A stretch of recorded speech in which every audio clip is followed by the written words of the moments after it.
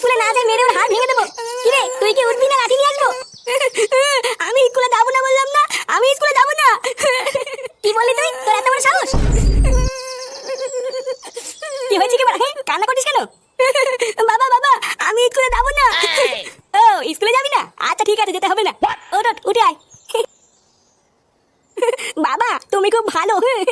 কি বলছিস কি বলা? হ্যাঁ এই দেখ ফাটা, তোর জন্য লেবু লজেন্স নিয়ে এসেছি। বাবা তুমি আমার জন্য লজেন্স নিয়ে এসছো? হ্যাঁ বাবা হ্যাঁ, খেয়ে নে খেয়ে নে। কি রে কেমন? হ্যাঁ এটা কি হলো?